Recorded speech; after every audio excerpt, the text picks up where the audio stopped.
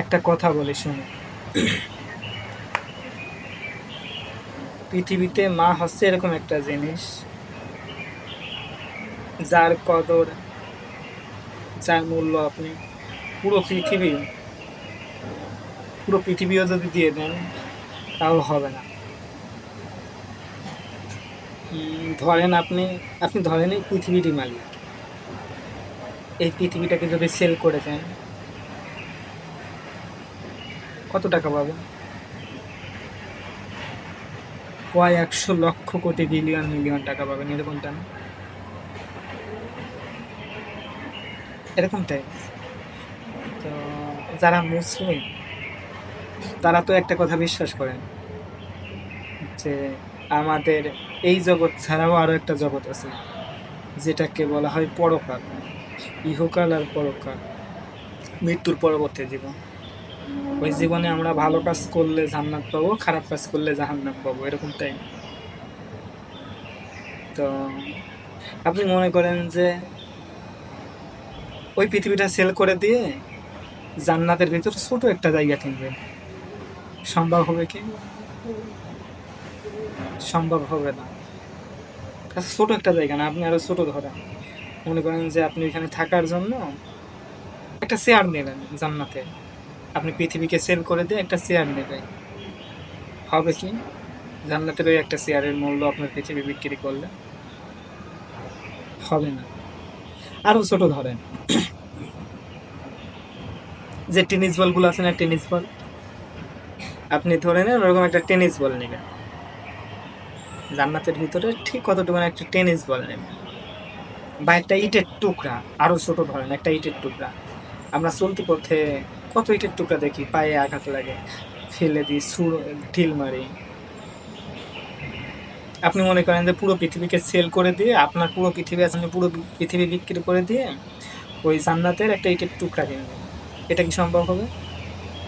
হবে না। আচ্ছা আপনি এটা একটু ঘুরিয়ে ভাবেন তো, ওই জান্নাতটা তাইলে কত মূল্যবান। একটা কথা জানেন, ওই জান্নাতটাই আল্লাহ তাআলা মায়ের পায়ের নিচে দিয়ে রাখছেন।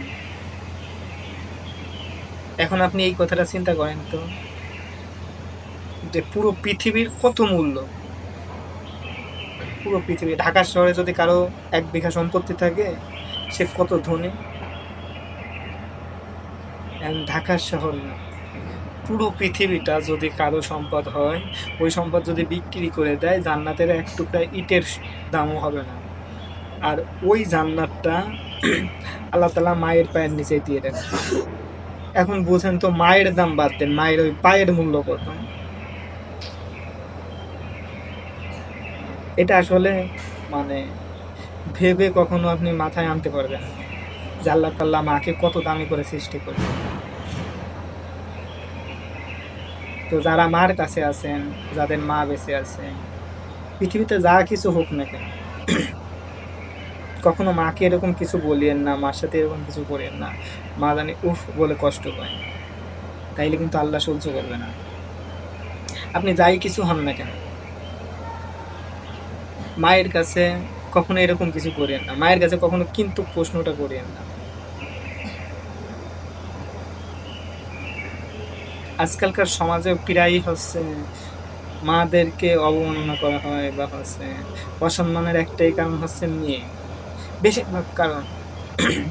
অধিকাংশের ক্ষেত্রে দেখবেন ছেলে যখন বিয়ে করে তখন বউয়ের কথাই উঠবস করে, বউয়ের কথাই শোনে, বউ যা বোঝায়, তোমার মা এটা করছে, তোমার বাপ এটা করছে। তো ছেলে 1 বার 2 বার 5 বার শুনতে শুনতে বউয়ের কথাই শোনে, এদিকে মা যে কি করছে এটা আসে না। অনেকে আছে, আমি কি বলবো, অনেক বউ আছে যখন হাজবেন্ড ভালো কিছু করে বা হাজবেন্ডের কিছু একটা হয়, তখন বউয়ের পা কিন্তু আর মাটিতে নামে না, তখন বউ একটা ভাঁজে চলে যায়। আমার হাজবেন্ড, বউয়ের কথার ধরনটা ঠিক এরকম থাকে, আমার হাজবেন্ড নিজে সব করছে, নিজের চেষ্টাই করছে, নিজে চেষ্টা করে আজকে এই পর্যন্ত আসছে। ভাগার এইটা ভাবে না যে আমার হাজবেন্ডটা আসছে কোথা থেকে। তার মুখের একটা কমন ডায়লগ থাকে, আমার হাজবেন্ড নিজের যোগ্যতায় করছে, এতদূর হচ্ছে নিজের যোগ্যতা, এইটা হয়েছে নিজের যোগ্যতায়, নিজের সিস্টেম। আচ্ছা, এত কিছু যদি নিজের যোগ্যতাই হয়,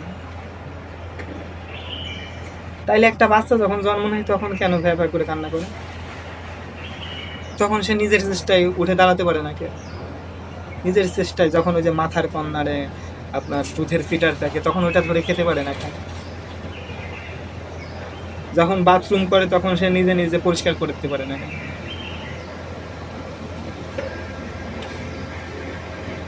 আমি একটা কথা বলি মাঝে মধ্যে,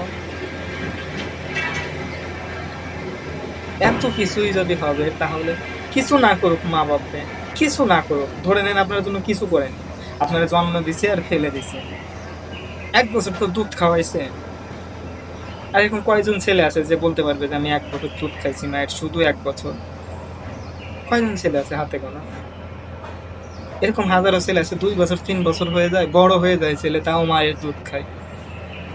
পাড়া প্রতিবেশী আশপাশ সবাই মাকে বকা করে, ছেলে তো বড় হয়েছে এখনো কেন দুধ খাও? মা হেসে দিয়ে বাচ্চাটার মাথায় তোলে, খাগ্গে মানে আর একটু বড় হলে ছেড়ে দিবে। তোর যখন পৃথিবীতে কিছু ছিল না তখন তো মানুষ করছে তোকে।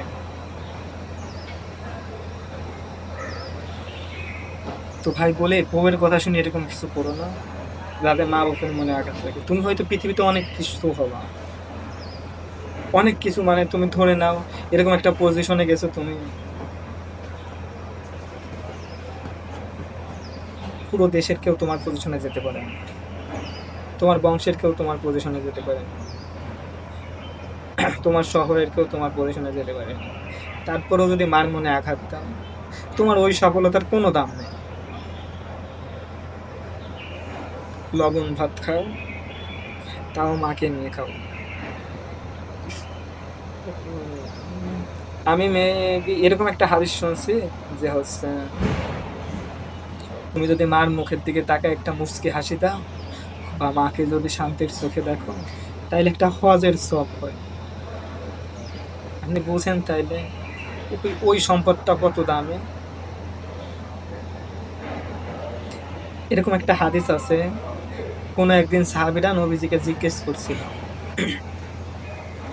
আচ্ছা আল্লাহ রাসূল, আমরা পৃথিবীতে সব থেকে কাকে বেশি মূল্য দিব? তো নবীজি বলছিল মাকে। দেন দ্বিতীয়বার আবার জিজ্ঞেস করে সাহাবীরা, তারপর? বলে তারপর মাকে। বলে তারপর? তারপর মাকে। বলে তারপর? তারপর বাবাকে। আপনি দেখেন, যখন প্রথমবার বলে তখনও মাকে, দ্বিতীয়বার যখন বলে তখনও মাকে, তৃতীয়বার যখন বলে তখনও মাকে, চতুর্থবার যে আপনার বাবার কথা বলে, তার মানে এরকমটা বোঝায় না আপনি যখন কোনো খেলায় বা হচ্ছে কোনো প্রতিযোগিতায় কয়টা পুরস্কার পায় সাধারণত? ফার্স্ট, সেকেন্ড, সর্বোচ্চ 3টা ধরে নেন। তো ফার্স্ট পুরস্কার যদি স্বর্ণপদক হয় ওইটা মায়ের জন্য, দ্বিতীয় পুরস্কার যদি মনে করেন যে রূপার কিছু হয়, রৌপ্য, সিলভার, ওইটা মায়ের জন্য। থার্ড পুরস্কার ওটা কি হয়, লোহার কোনো একটা মেডেল স্টিল, ওইটাও মায়ের জন্য। কোথাও দেখবেন না যে 4 পুরস্কার হয়, আর যদিও হয় ওইটা হচ্ছে সান্ত্বনা পুরস্কার, একটা কলম, এরকমটাই। ওই 4 নাম্বার সান্ত্বনা পুরস্কার হচ্ছে কলম বাবার জন্য। বাপেরা কিন্তু এটা নিয়েও খুশি। আপনি তাহলে বুঝেন আল্লাহ তাআলা মাকে কোন জায়গায় স্থান দিয়েছেন। আর আজকে বউয়ের কথা শুনে মার সাথে খারাপ ব্যবহার করো, মনে মনে ভাবো তাই তো, আমার মা বাবা আমার জন্য কিছুই করেনি।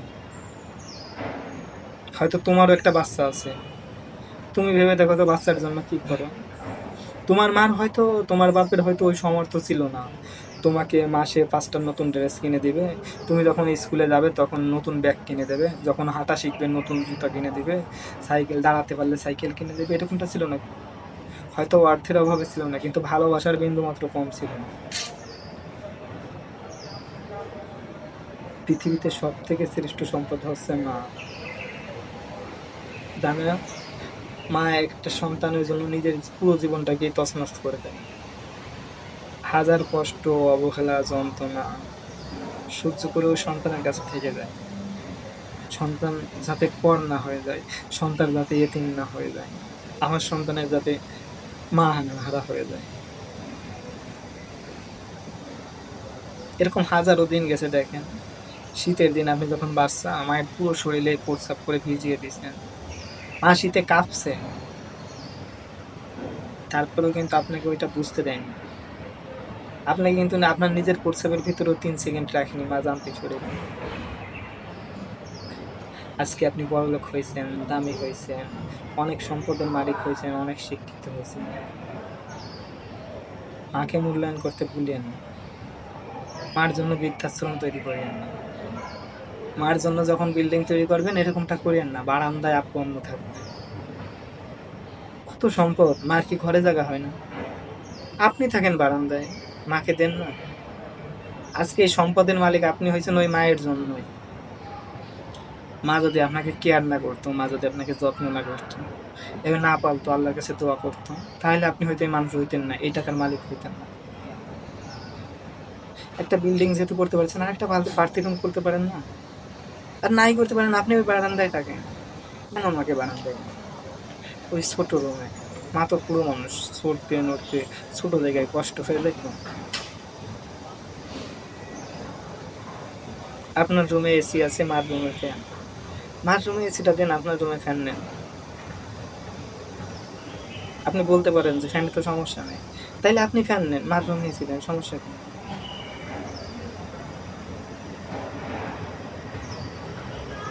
কিছু একটা করার আগে 1000বার ভাবি, ওইটা তো আমার জন্মগত ছিল। নয়তো একটু অপেক্ষা করেন, আপনার মা আজকে 60 বছরে যা দেখতেছে, আপনি 40 বছরে ওইটা দেখবেন। আপনার ছেলে মেয়ের কাছে কোনো মূল্য পাবেন না। আপনাকে তারা ঘাড় ধাক্কা দিয়ে রুম থেকে বের করতে করবেন। কারণ কি জানেন? আপনি হয়তো আপনার বাপ মা অভাবী ছিল, গরিব ঘরের ছিলেন, আপনি একটু কষ্ট করছেন, কষ্টের মর্যাদা একটু হলেও বুঝেন। আপনি তো এখন ধনী হয়েছেন, আপনার ছেলের তো আর কষ্ট করে বড় করেন না, কষ্ট করে মানুষ করেন না। আপনি হয়তো কোনো একদিন স্কুলের ফি না দিতে যেয়ে দাঁড়িয়ে থাকছেন, তা আপনার ছেলে চাওয়ার আগে ফি দিয়ে দেন। হয়তো এরকমটা হয়েছে, আপনি মাসের পর মাস টিফিনে কোনোদিন টাকা নেননি, খাবার খেতে পারেন। আর আপনার ছেলে একদিনে যেই টাকা খরচ করেন, ওইটাতেও গরিব ঘরের 4টা 5টা ছেলে দুপুরে টিফিন করতে পারে। ও তো কষ্ট বুঝবে না। তো আপনি এটা মাথায় রাখেন, আপনাকে ঘাড় ধাক্কা দিয়ে বের করতে সময় নেবেন। তো একটা কথা বলি ভাই, তোমার যদি অর্থ সম্পদ থাকে, অর্থ সম্পদ না, এটা ভুল কথা। যদি মায়ের দোয়া থাকে, তুমি পৃথিবীর সব কিছু করতে পারবা। মা বাবার যদি দোয়া থাকে, পৃথিবীর এমন কিছু নাই যে তোমার দ্বারা সম্ভব হবে না। ওই রকম বউ তুমি 1000টা পাবা, যদি আল্লাহ কবুল করে নেয়। জীবনে বউ বহুত আসবে, মা বাবা একবার হারাই গেলে কিন্তু আর আসবে না। তুমি ভাবতে পারো এই বউ হারাই গেলে হয়তো আর বউ পাবা না। বউ পাবা, একে দিয়ে কি দরকার? এর মতন আরো কত রূপসী থাকবে, এর থেকে আরো 1000 গুণ রূপসী পাবা তুমি, যদি মায়ের দোয়া থাকবে। একটা কথা মাথায় রাখো, কখনো বউয়ের কথা শুনে মার দিকে চোখ তুলো না। বউকে লাথি দিয়ে ফেলে দিও ঘর থেকে, ঘাড় ধাক্কা দিয়ে বের করো। মাকে না, মার দিকে চোখ তুলেও তাকায় না। এই কথাটা একটু ভালো করে মনে করি।